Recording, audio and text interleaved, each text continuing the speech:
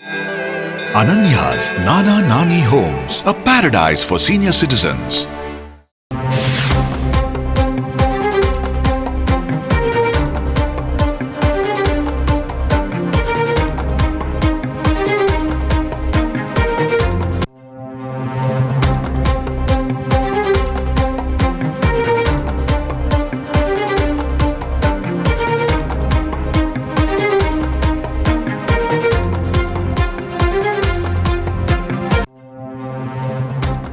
பழனி கோவிலை சுற்றியுள்ள வீதிகளை இனிமேல் வர்த்தக பயன்பாட்டிற்கு பயன்படுத்தக்கூடாது என உயர்நீதிமன்ற மதுரை கிளை உத்தரவு பிறப்பித்துள்ளது.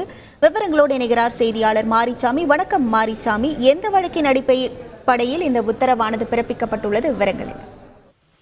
பழனி தண்டாயுதபாணி சுவாமி கோவில் கிரிவல பாதை ஆக்கிரமிப்புகளை அகற்ற கோரி திருத்தொண்டர் சபை நிறுவனர் ராதாகிருஷ்ணன் தொடர்ந்த வழக்கில் தான் இது போன்ற அதிரடி உத்தரவுகளை உயர்நீதிமன்ற மதுரை கிளை பிறப்பித்திருக்கிறது. அதாவது பழனி கோவில் கிரிவல பாதையை சுற்றி உள்ள வீதிகள் வர்த்தக பயன்பாட்டிற்கு அல்ல, இனிமேல் வர்த்தக பயன்பாட்டிற்கு அதை பயன்படுத்த கூடாது என தெரிவித்திருக்கிறார்கள். அதுபோக இனிவரும் காலங்களில் கோவிலை சுற்றியுள்ள இடங்களில் எவ்வித ஆக்கிரமிப்புகளும் இல்லாத அளவிற்கு மாவட்ட நிர்வாகம் நடவடிக்கை எடுக்க வேண்டும் என கூறியிருக்கிறார்கள். அதுபோக பழனி கோவில் கிரிவல பாதையில் வாகனங்கள் வராமல் இருக்க பிரதான சாலையை இணைப்பில் பேரிகார்டுகள் அமைத்து தடுத்து வைக்க வேண்டும். மேலும் கிரிவல பாதையை இணைக்கும் சிறு பாதையில் கூட வாகனங்கள் வராதபடி தடுப்பு ஏற்படுத்த வேண்டும் என கூறியிருக்கிறார்கள்.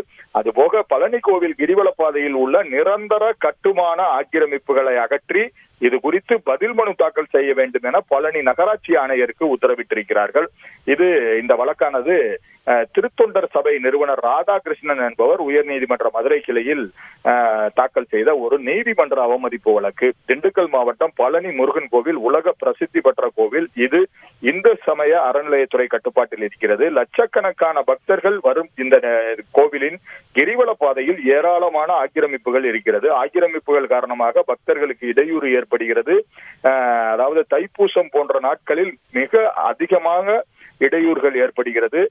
இதை அகற்ற வேண்டும் என உத்தரவிட்டும் ஆக்கிரமிப்புகளை அகற்றாததால் அறநிலையத்துறை அதிகாரிகள் மீது நீதிமன்ற அவமதிப்பு நடவடிக்கை எடுக்க வேண்டும் என கேட்டிருந்தார். அவருடைய மனுவில் ஏற்கனவே இந்த வழக்கை விசாரித்த உயர்நீதிமன்றம் ஆக்கிரமிப்புகள் அகற்றுவது குறித்து ஆய்வு செய்ய ஓய்வு பெற்ற நீதிபதி பாரதிதாசன் தலைமையில் குழு அமைத்து உத்தரவு பிறப்பித்திருந்தது. இந்த மனு மீண்டும் நீதிபதிகள் உயர்நீதிமன்ற மதுரை கிளையின் நீதிபதிகள் கிருஷ்ணகுமார், விஜயகுமார் ஆகியோர் அடங்கிய அமர்வு முன்பு விசாரணைக்கு வந்தது. அரசு சார்பில் ஆஜரான வழக்கறிஞர் கிரிவல பாதையில் உள்ள ஆக்கிரமிப்புகள் முழுவதுமாக அகற்றப்பட்டுள்ளது.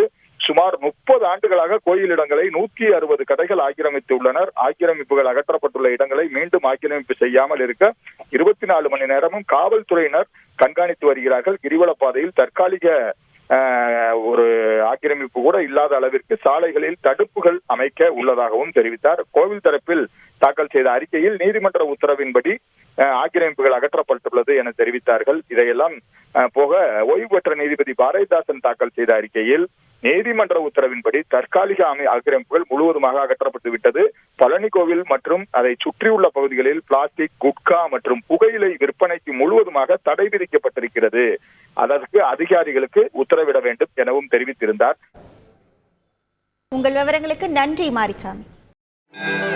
Ananya's Nana Nani Homes, a paradise for senior citizens.